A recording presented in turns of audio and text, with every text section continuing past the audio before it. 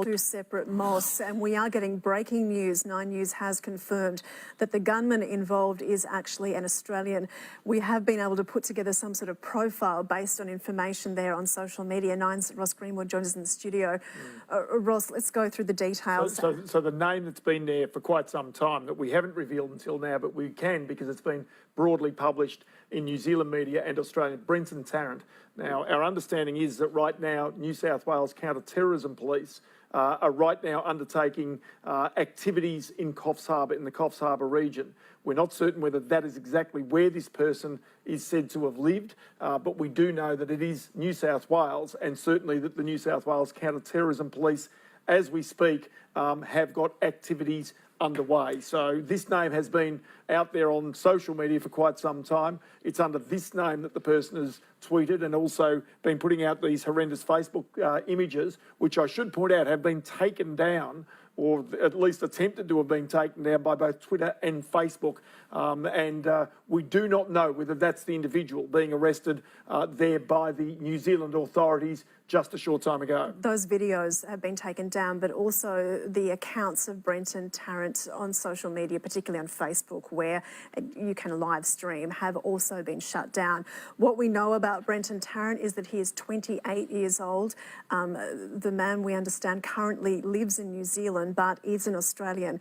And our police contacts have been able to confirm that he has family in Grafton in New South Wales, which is why we see New South Wales Counter-Terrorism Police focusing their attention there. Neil Fergus joins us in the studio. Neil, thank you so much for your time. Where to from here, knowing that an Australian is potentially at the centre of all this? Well, it's a grave concern for Australian authorities, but equally at the moment, one of the key issues, as you know, at Christchurch is to try to see whether this individual was operating alone. There have been conflicting reports over the last hour and a half or so that said that there was a second person, and then it appeared, and perhaps this culprit had gone from one mosque to the other, which is actually quite close.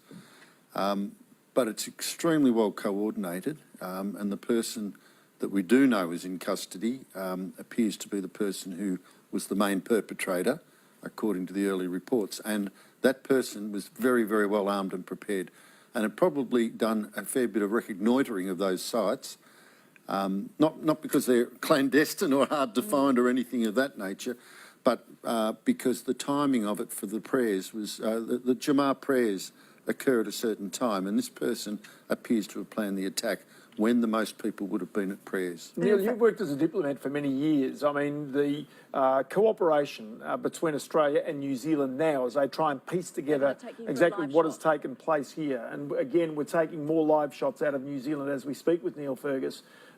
It is obviously something that they are familiar with each other, but they right now will be trying to not only piece together the movements, but also then the motivations of these individuals. Absolutely, Ross.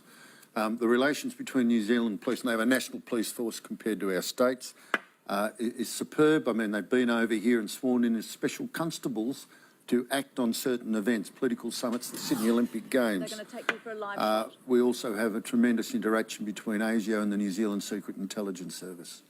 Queenslanders watching